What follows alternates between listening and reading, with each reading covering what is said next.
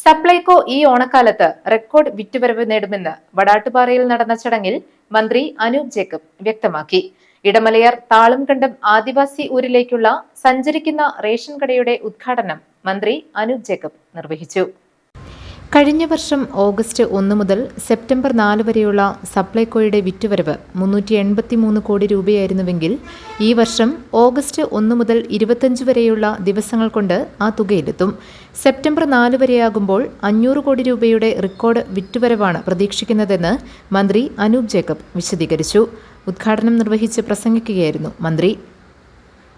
ഒപ്പം തന്നെ നമുക്ക് മറ്റ് പദ്ധതികൾ വഴി ഇപ്പോൾ സപ്ലൈകോയുടെ വിറ്റുവരവ് ഇന്നലെ വൈകുന്നേരം 302 കോടി രൂപയിലേക്ക് എത്തിയിട്ടുണ്ട്. 2 ദിവസവും കൂടി പൂർത്തിയാകുമ്പോൾ വലിയ റെക്കോർഡ് സെയിൽസിലേക്ക് എത്തിച്ചേരാൻ കഴിയും. 25 ദിവസം കൊണ്ടാണ് ഈ തുക ലഭ്യമാകുന്നത്. ഓഗസ്റ്റ് 1 മുതൽ ഈ നാളെ ഉത്രാടത്തിൻ്റെ അന്ന് വരെ കണക്കാക്കുമ്പോൾ കഴിഞ്ഞ വർഷം 383 കോടി രൂപ വിതരണം നടത്തിയപ്പോൾ അത് ഓഗസ്റ്റ് 1 മുതൽ സെപ്റ്റംബർ 4 വരെ വിതരണം ചെയ്തതിൻ്റെ കണക്കാണ് 383.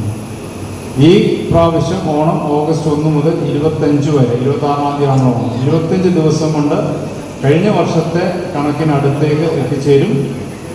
കഴിഞ്ഞ വർഷത്തെ സെപ്റ്റംബർ 4 കണക്കാക്കുമ്പോൾ എനിക്ക് തോന്നുന്നത് സപ്ലൈകോ റെക്കോർഡ് സെയിലിലേക്ക് ഏകദേശം 500 കോടിക്ക് അടുത്തുള്ള സെയിലിലേക്ക് സപ്ലൈകോ എത്തിച്ചേരുന്ന സാഹചര്യത്തിലേക്ക് വരികയാണ്. സാധനങ്ങളുടെ ലഭ്യത ഉറപ്പുവരുത്താൻ കഴിഞ്ഞു എന്നത് ഗവൺമെൻറ്റിനെ സംബന്ധിച്ച് വളരെ വലിയ അഭിമാനകരമായൊരു നേട്ടം തന്നെയാണ്. സപ്ലൈകോയിൽ സാധനങ്ങളുടെ ലഭ്യതയും ഒപ്പം തന്നെ ഗുണനിലവാരവും ഉറപ്പുവരുത്തി മുമ്പോട്ട് കൊണ്ടുപോകുക എന്നത് ഈ സർക്കാരിൻ്റെ UDF സർക്കാരിൻ്റെ നയമാണ്. ആ നയത്തിനെ അടിസ്ഥാനപ്പെടുത്തിയാണ് ഈ പദ്ധതികൾ നടപ്പിലാക്കുന്നത്. സംസ്ഥാന സർക്കാരിന്റെ 100 ദിന കർമ്മ പരിപാടിയിൽപ്പെടുത്തിയാണ് താളംകണ്ടത്തുകാർക്ക് സഞ്ചരിക്കുന്ന റേഷൻ കടയുടെ സേവനം ലഭ്യമാക്കിയത്. വടാട്ടുപാറയിൽ നടന്ന ചടങ്ങിൽ ഷിബു തെക്കുംപുറം MLA അധ്യക്ഷത വഹിച്ചു.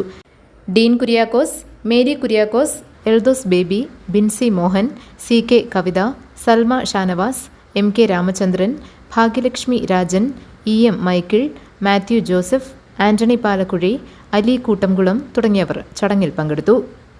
GTV news, Kothamangalam.